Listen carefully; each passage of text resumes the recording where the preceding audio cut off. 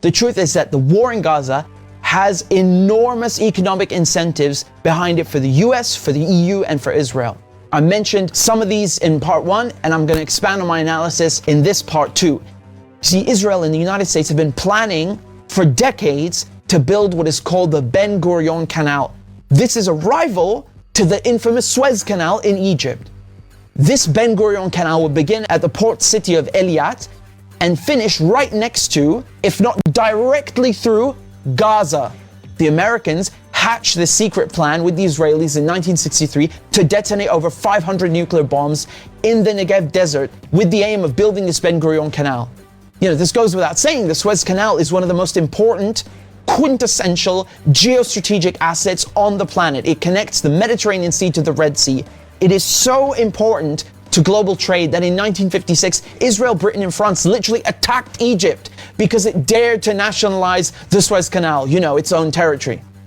Let that give you an idea how important this is economically. It's situated at the intersection of 3 continents and 2 bodies of water.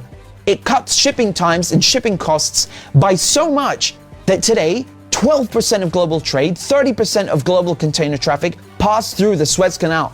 This is why Israel are absolutely obliterating Gaza. They want no more Palestinians and no more resistance. Uno scopo, distruggere Gaza.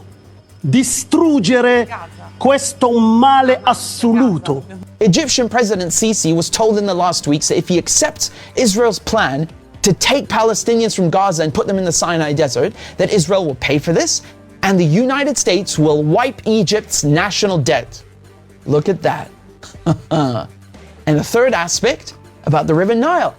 You see, Ethiopia, which is Egypt's neighbor, built something in 2011 called the Renaissance Dam, which cut water to both Sudan and Egypt. And this is, it's caused a huge argument ever since.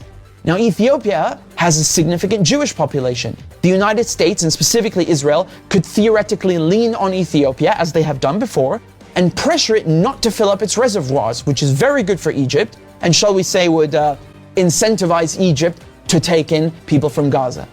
You see, you need to understand this Ben Gurion Canal is the last piece of the puzzle. It will cement the Americans and Israelis' control over the world's most important shipping lane, giving them total control over maritime trade. So follow me down the map. The Red Sea, which would feed into the Ben Gurion Canal, it already has a huge presence of American and Israeli troops. Did you know, for example, that Israel's largest military base is located in the Red Sea on Dahlak Island in Eritrea? This base was hit by Yemen in the last few days in support of Gaza because Yemen is an integral part of the resistance axis. Yemen is located right next to Eritrea in a crucial area. I mean, we're talking about the Gulf of Aden. We're talking about the Bab el-Mandeb Strait. Thousands, tens of thousands of ships pass this area every year, including a large percentage of the world's petroleum vessels. The US have been trying for decades to control this important shipping lane by putting troops right opposite Yemen, in Djibouti and Somalia, in what is called the Horn of Africa. The Americans have tried to control this area by attacking Yemen from the rear, using Saudi Arabia, using other Gulf countries, doing their own drone strikes. This war lasted for over 6 years. It devastated Yemen, and the media barely covered it. Another one of Yemen's important geostrategic assets is the beautiful island of Socotra, which is located, talk about geostrategic. It's located between the Horn of Africa, the Gulf of Aden, the Arabian Sea, and the Indian Ocean. See, the UAE, after normalizing ties with Israel, they helped Israel to put spy bases and establish a military presence on Socotra Island. The importance of this Bab el-Mandeb Strait is that both Iran and China need to use this shipping lane for Iran to export fuel and for China as the world's largest economy and largest trading partner of most countries. There is de facto already an entire Cold War taking place right up the Gulf Coast in the Strait of Hormuz, the tanker war. You see, what happens is that the US and Israel, they try to sink Iranian fuel ships, and then Iran responds in kind. You see, Britain also tried playing a stupid game as well in the Strait of Gibraltar. They hijacked an Iranian ship, and only when Iran did the same to a British ship did they finally, get the message and let the Iranian ship go. The US have gone so far as to even steal Iranian fuel tankers and sell off the cargo. A practice that is commonly referred to as piracy, later on in the Bab el-Mandeb Strait up into the Red Sea, and of course by replacing the Suez Canal with the Ben Gurion Canal. This final piece of the puzzle will allow the US and Israel to dominate world maritime trade. They can use this not only to the benefit of their own economies, but to damage and to attack other countries' economies, like China, like Iran, Egypt, Syria, Lebanon. I mean, this is literally highway robbery on the high seas. And the Ben Gurion Canal is key to all of this. You know, Egypt could stop this war in Gaza right now by shutting down the Suez Canal. It is bewildering that they don't do this. If not for Gaza's sake, do it for your own sake. Egypt's economy is going to be leveled if this Ben Gurion Canal is built. It will completely undermine the Suez Canal. Where is Saudi Arabia? Why don't they threaten to cut oil production for 1 week, for 1 bloody day, just to stop this war? Or is there something in it for them where God to be leveled and replaced with this canal? Where are the Arabs? Where are the Muslims? Look at the European Union. They have nothing in common with each other except geography. They have over 24 languages.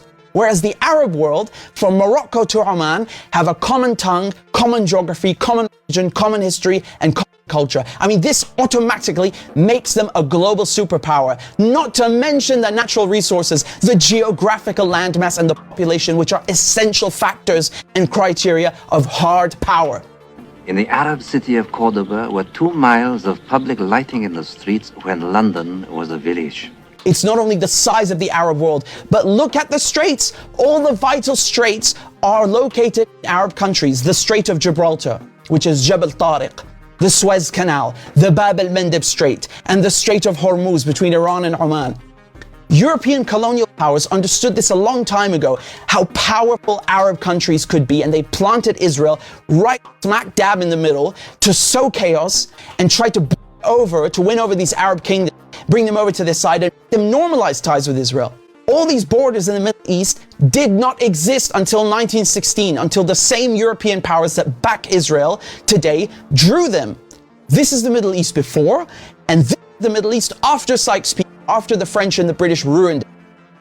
This divide and conquer strategy is all about carving up the Arab world, creating instability, and controlling resources and the straits. These powers, they always play this sectarian card. You know, they love to pit Sunni against Shia. They did this in Iraq, they did it in Lebanon, and now they try to do it between Arabs and try to pit them against Iran. In Palestine, they tell you, oh, it's about Jews against Muslims. No, it absolutely bloody isn't. The West are afraid of unity between Arabs themselves and between Arabs and Muslim countries. This war has nothing to do with Hamas. That's not what it's about. You know why people are wondering, how is this mass slaughter of civilians happening? The ardent support for Israel from the West. Europe stands with Israel. As we stand steadfast with Israel. The United States stands with Israel. Why are they allowing this to happen in broad daylight? They won't even call for a ceasefire. What's controversial about that? The answer is because this is their project too. This is also a European and American imperialist project, and they are complicit. This long-term plan concerns and screws the whole region. It will impact everybody in the Middle East negatively. And that is precisely why the whole resistance axis, Palestine, Yemen, Iran, Iraq, Syria, Lebanon, are all involved in this fight on multiple fronts.